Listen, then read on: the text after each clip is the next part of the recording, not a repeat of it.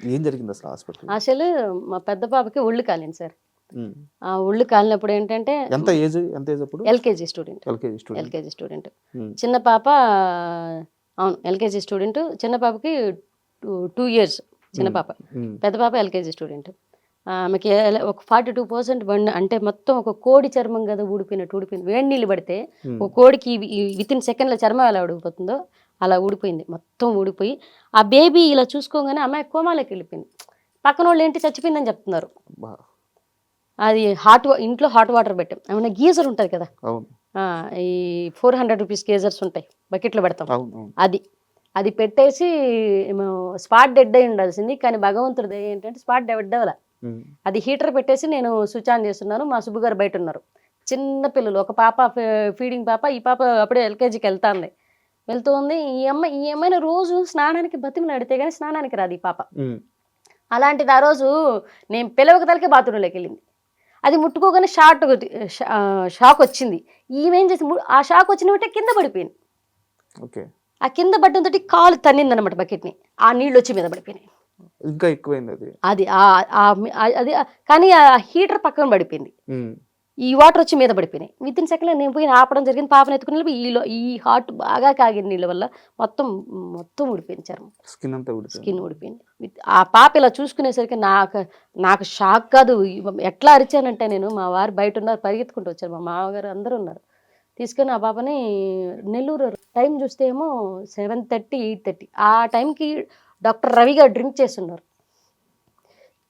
నెల్లూరు చిన్న పిల్లల hospital. Evening. Drink చేస్తున్నారు ఆయన.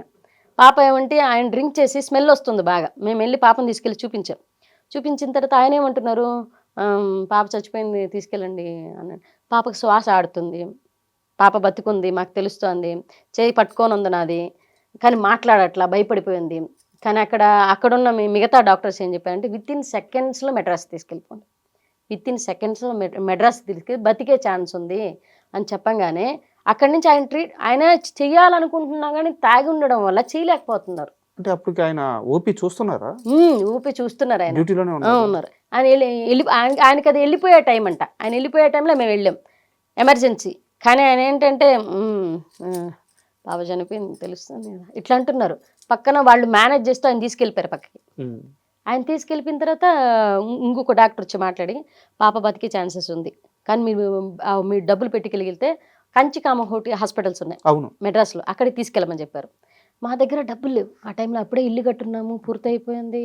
రేపు చిల్లిగవ్వ డబ్బులు. ఏంట్రా బాబు! ఈ పరిస్థితులు ఇలా ఉన్నాయని చెప్తే ఫ్రెండ్‌కి సీనన్న అయితే మాకు ఆ టైంలో డబ్బు సహాయం చాలా చేసిండు. వడ్డీ లేదంతా పక్కన పెడితే డబ్బు సహాయం చేశారనమాట. సీనన్నకి ఫోన్ చేసి, "అన్న మా పాప ఇట్లా చావు బతుకుల్లో ఉందన్న" అంటే ఆయన వచ్చేసారు హాస్పిటల్ దగ్గరికి. వచ్చి 2,00,000 చేతిలో పెట్టేసి తీసుకెళ్ళమని చెప్పారు. మాకైతే మేము ఎదిగేటప్పటి నుంచి, మేము ప్రేమించుకున్నప్పటి నుంచి మాకు సపోర్ట్‌గా నిలబడింది. ఈ రోజుకి సపోర్ట్‌గా ఉన్నది మా సీనన్నే. నెల్లూరు సీనన్న. వెళ్ళిపోయామనమాట. పాపని తీసుకెళ్ళిపోతే వాళ్ళు కాంచికామకోటి హాస్పిటల్‌లో 2,00,000 కట్టించుకొని లోపలికి పిలిచిన తర్వాత పాప తను చూసుకొని భయపడి కోమాలోకెళ్ళింది. అబ్బా! చనిపోలే. కోమాలోకెళ్ళింది. పాప బయట రావడానికి ఈ ట్రీట్మెంట్ అంతా అయ్యేసరికి 22 రోజులు పడుతుంది. 22 రోజులు ఉండారా హాస్పిటల్‌లో? 22 రోజులు ఐసీయూలోనే ఉన్నాం. ఐసీకి ఫర్ ఎ డే 8,000 అప్పట్లో. 8,000 ఓన్లీ దాని రెంట్ మాత్రమే. హ్మ్. ఓన్లీ రెంట్ మాత్రం 8,000. ట్రీట్మెంట్ మళ్ళీ చిన్న పిల్లల డాక్టర్ వస్తారు. ఎందుకంటే ఈమె కోమాలో వెళ్ళిపోయింది. మళ్ళీ మాతంగి మేడం అనమాట. ఆమెకి ట్రీట్మెంట్ చేసినామె. ఈ కాలిన దానికి. ఆమె ట్రీట్మెంట్‌కి వేరే, ఈయన ట్రీట్మెంట్‌కి వేరే. మొత్తం ఈ 22 రోజులకి 8,00,000కి పైనే అయింది మాకు. మా అమ్మ, మా అత్తగారు ఒక ఒక పాపని కూడా చూసుకోలేని అంత అసమర్థురాలా నువ్వు అన్నట్టుగా బిహేవ్ చేసి తిడుతున్నారనమాట. హ్మ్. ఎదురుగా ఉన్నది ఐసీయూలో నా బిడ్డండి. హ్మ్. నేను కన్న బిడ్డ. ఏదో పొరపాటున ఒక ప్రమాదం జరిగింది. పూర్తిగా నా కుటుంబ సభ్యులే నన్ను బ్లేమ్ చేస్తున్నారు ఆ టైంలో. ఓకే. బ్లేమ్ చేస్తుంటే నా కడుపులో పేగులు మెలిపెడుతున్నాయి అసలు. అవతలుండేది నా బిడ్డ. అవును. నేను కన్న బిడ్డ. అది నేను చంపుకోవడం ఏంటి అన్న ఫీల్‌లోనే ఉన్నాను. ఆ టైంలో మా సుబ్బు గారు, అది కన్న బిడ్డ. నీ బిడ్డను నువ్వు చంపుకుంటావా? మరి అదెందుకు చంపుకుంటుంది అని చెప్పి సపోర్ట్ చేసి మా అమ్మనే అంటుంది, అంటే అంత అసమర్థురాలివా నువ్వు బిడ్డను కూడా చూసుకోలేని పరిస్థితిలో ఉన్నావా అనేసింది. నాకైతే కడుపులో పేగులు మెలితిప్పేసాయి అనమాట. అరే ఏంటి ఎవరు నాతో సరిగా మాట్లాడట్లేదు. మా పాపను అలా చూసేసరికి నాతో ఎవరు సరిగా మాట్లాడట్లేదు. అరే ఏంట్రా వీళ్ళు, నేనేదో తప్పు చేశాన్న ఇదిలో చూస్తున్నారు. అది నా బిడ్డే కదా, నేను ఎందుకు చేసుకుంటాను దాన్ని. నాకు ఒక రకమైన బాధ అయిపోయి 3 రోజులు బ్రష్ లేదు, తిండి లేదు. ఐసీయూలో నుంచి అమ్మాయి 72 hours తర్వాత చెప్తామన్నారు వాళ్ళు. 24 hours కూడా కాదు, 42 hours కాదు, 72 hours తర్వాత చెప్తామన్నారు డాక్టర్ గారు. ఈ 3 రోజులు ఏం చెప్తారు, ఈ పాపను ఎలా బయట వస్తుందో లేకపోతే చచ్చిపోతుంది, నా మైండ్లో ఇదే రన్ అవుతుంది. ఏంటి ఈ వాళ్ళు ప్రతి ఒక్కరూ వాళ్ళకున్న కోపం ఉంది. మా సమయం ఏంటి ఇలా వచ్చింది అనేసి అర్థం చేసుకునే దానికన్నా వాళ్ళు నా మీద కోపంగా ఉన్నారు. అంటే ఆ క్షణం నువ్వు పట్టుకో ఉంటే ఈ ప్రమాదం జరగదు. ఈ ప్రమాదాన్ని ఒక క్షణం మనుషులు పట్టుకోగలిగితే, ప్రతి క్షణంలో ఒక మనిషిని ఒక ప్రమాదాన్ని ఆపగలిగితే చాలా ప్రమాదాలు ఆపవచ్చు. మనకు తెలియకుండా జరిగేదానికి మనకు తెలిసి కాపాడుకునేవడం వేరే. బాత్రూంలోకి ఆ పాప వెళ్తున్నది విషయమే నాకు తెలియలే, నేను వంటగదిలో ఉన్నాను. ఆ పాప వెళ్ళి ఇలా చేసుకుంటుంది అంటే ముందు నీళ్ళు ఆపుకోవాలి కదా. ఇలా అంటే తర్వాత మనకు చాలా అనిపిస్తాయి, ఇలా చేసి ఉండొచ్చు అలా చేసి ఉండొచ్చు. కానీ ఆ సమయం మనకు చెప్పా పెట్టకుండా వచ్చిన కష్టానికి ఆ నింద మనం మోస్తున్నప్పుడు ఉంటుంది చూసావు ఆ బాధ. ఆ టైంలో మా సుబ్బు గారు చాలా సపోర్ట్ చేశారు. వదిలేసి తనని ఎందుకు అంటారు అసలు, తనని అంటే వాళ్ళు మా అత్తగారు మా అమ్మ అసలు మా అమ్మకి నేను చాలా ఇష్టం. మా అమ్మ కూడా తిట్టడం నాకు నచ్చలే అసలు. మా అత్తగారు వీళ్ళంతా ఒక రకమైన చిన్న చూపు చూస్తున్నారు. హాస్పిటల్ అంతా ఏడుపులు. మా పాప లోపల ఉంది.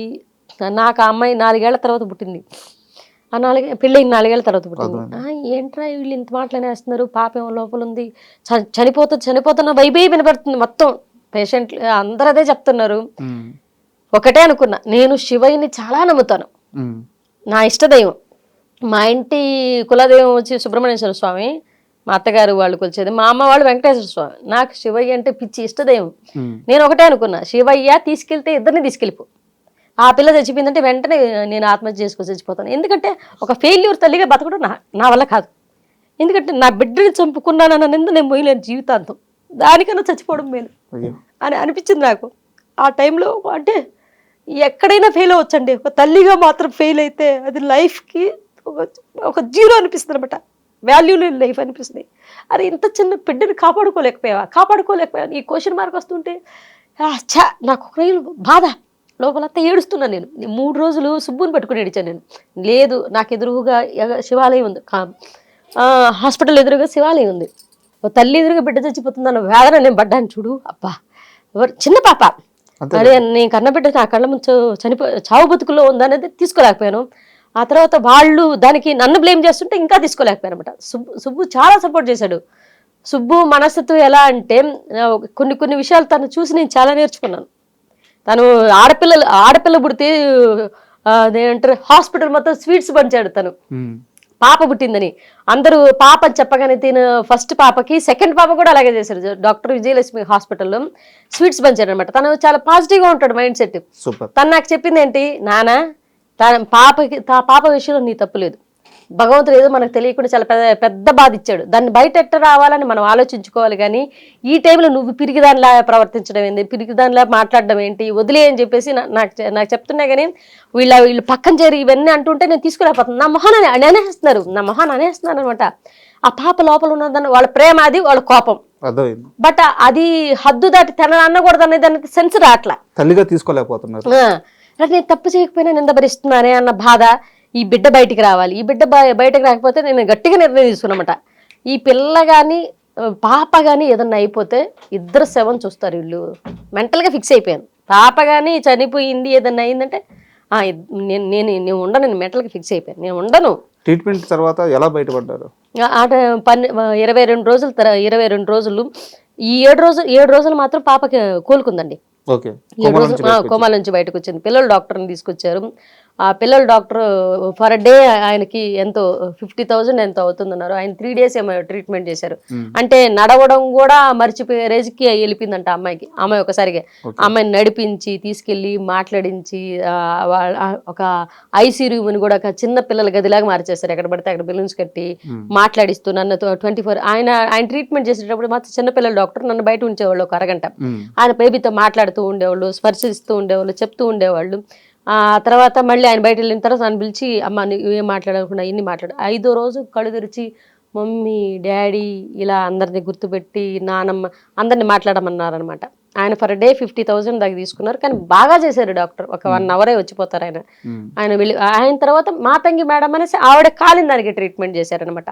ఇదంతా అయ్యేసరికి నాకు 8.5 లక్ష దాకా అయిపోయింది. 22 రోజుల్లో 8.5 లక్ష అయిపోయి వచ్చేటప్పుడు మాత్రం పాపని ప్రాణాలతో తీసుకొచ్చాం.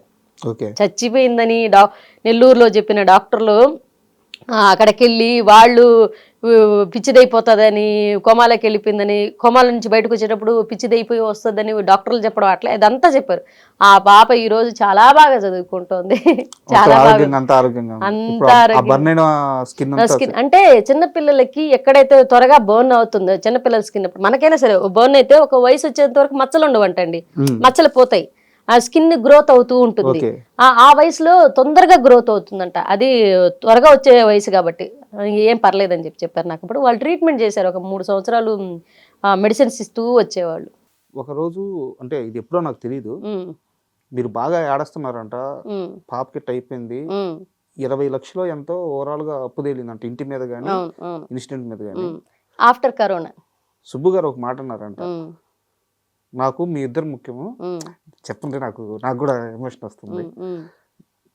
ఆ ఇంటితో నేను పుట్టలేదు, ఈ డబ్బుతో నేను పుట్టలేదు, రేపు ఇంటిని అమ్మేస్తాను, 0 నుంచి నేను మళ్ళీ స్టార్ట్ అవుతాను, మీ ముగ్గురు నాకు ముఖ్యం అన్నారంట. అవును, ఎట్లా అంటే ఈ స్ట్రగుల్ పీరియడ్లో ఇల్లు అమ్మేసిన పరిస్థితులు దాటుకుని బయటకు వచ్చాం. అప్పటికే క్యాటరింగ్లో అతను సప్లయర్గా మొదలైన వ్యక్తి, క్యాటరింగ్లో సప్లయర్గా మొదలైన వ్యక్తి వంట మాస్టర్గా స్టార్ట్ అయ్యాడు. నేను మాస్టర్గా స్టార్ట్ అయ్యాను, రోజుకు ఒక 10,000 వస్తుంది, 20,000 వస్తుంది, లేకపోతే ఒక 5,000 వస్తుంది. వంట చేస్తే ఒక కార్యక్రమం చేస్తే ఇంత డబ్బులు వస్తాయమ్మా, సో నువ్వు కంగారు పడకు, మనం ఉన్నది సంపాదించుకుని ఆ ధైర్యంతో బతుకుతున్న వాళ్ళం. ఇండస్ట్రీలో చిన్న చిన్న అవకాశాలు ఏదో వస్తున్నాయి, అవి చేసుకుంటూ బతుకుతున్నాం. కానీ ఒకసారి ఇల్లు అమ్మేస్తే నేను అడిగింది ఏంటి, ఇప్పటిదాకా మనమంటూ ఇద్దరం బయటకు వచ్చిన తర్వాత కష్టపడి ఒక ఇల్లు కట్టుకున్నాం, అది నీ జ్ఞాపకార్థం, మన ఇద్దరి జ్ఞాపకార్థం. ఈ టైంలో ఇది అమ్మేస్తే తర్వాత 2 ఆడపిల్లకాయలు పుట్టారు, మనం ఏంటి ఇప్పుడు మా పేరెంట్స్ వీళ్ళందరి ముందు విలువ వచ్చిందా, ఇల్లు కట్టిన తర్వాత కొంచెం విలువ ఇచ్చారు అన్నమాట. అది కూడా లేకుండా పోగొట్టుకుంటే ఈ పాపను తీసుకెళ్ళి ఈ రెంట్ హౌస్లో ఎక్కడ మన వల్ల అవుతుందా, పర్లేదు కంటిన్యూ చేద్దామా. నేను బతుకున్నా, నేను సంపాదించి కట్టిన ఇల్లు, దాని మీద నమ్మకం ఉందా, నా మీద నమ్మకం ఉందా, నీ మీదే. మరి నేను బతుకున్నా కదరా, నేను బతుకున్నా, మీ ముగ్గురిని సాగడానికి నేనున్నా, నేను చచ్చిపోయిన రోజు నువ్వు ఏడవాలన్నారు. బస్సులో వెళ్తున్నాం, మా సీను అన్న వాళ్ళ ఫాదర్ ఫోన్ చేసి కరోనా కూడా అయిపోయింది, ఇది కరోనా తర్వాత ఇల్లు వచ్చింది కాబట్టి మధ్యలో కరోనా కూడా అయిపోయింది, మీరు 2 సంవత్సరాలు 3 సంవత్సరాలు వడ్డీలు కట్టలే, ఈ వడ్డీలు తీసుకున్న 10 లక్షలకి అసలు చక్ర వడ్డీతో సహా కలిపి 22 లక్షల పైన అయిందని చెప్పారు. తీసుకున్న 10 లక్షలకి డబుల్ అయిపోయింది. ఎక్కడి నుంచి ఆ డబుల్ అయిపోయింది అనగానే మేము అన్న వాళ్ళకి తెలిసి ఇల్లు కట్టున్నామని ఆ అన్నకే చెప్పామన్నమాట. అన్న మా దగ్గర ఉన్నది ఇల్లే, ఆ ఇల్లు అమ్మేసి నీ చేతిలో పెట్టేస్తాం, డబ్బు కావాలంటే వచ్చి తీసుకో అన్న అంటే ఓకే అన్నారు. వాళ్ళ ఫాదర్ అంటే వాళ్ళ డబ్బులు కూడా అండి, వాళ్ళు కూడా మనకు ఆర్థిక ఇబ్బందులు ఉన్నారు, అవతల సర్దుకుపోవడానంటే నువ్వు చెప్పిన మాట మీద నిలబడినట్టే ఆ టైంలో.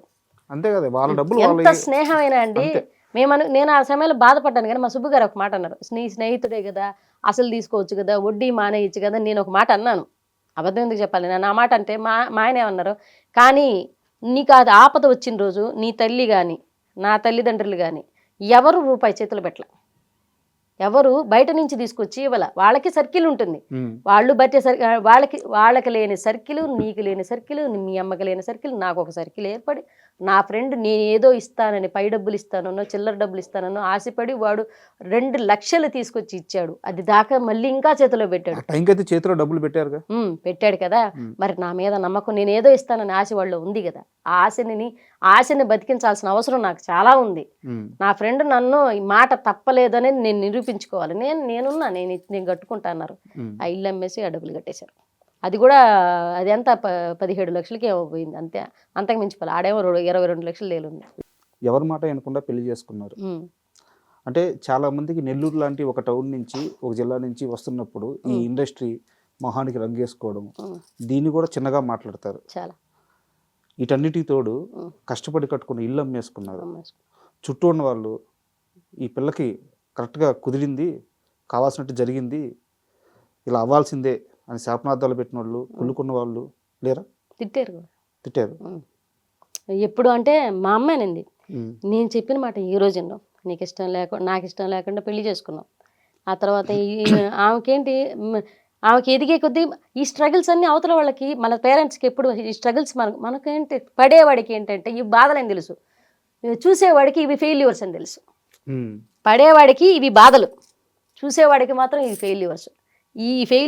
ఈ బాధలు దాటితే రాబోయేది సక్సెస్. కానీ ఈ బాధలు ఉన్న పీరియడ్ అంతా ఫెయిల్యూర్ లెక్క చూసేవాడికి ఏమర్థం అవుద్ది? అది ఫెయిల్యూర్ అని అర్థం అవుతుంది. ఇది ఫెయిల్యూర్ అని అర్థం. కానీ ఇది వాస్తవానికి అది ఫెయిల్యూర్ కాదు. ఈ బాధలే రాటు తెలుస్తున్నాయి సక్సెస్ కోసం. ఎప్పుడు కూడా ఫెయిల్యూర్ని యాక్సెప్ట్ చేయనంత కాలం నువ్వు ఓడిపోయినట్టే లెక్క.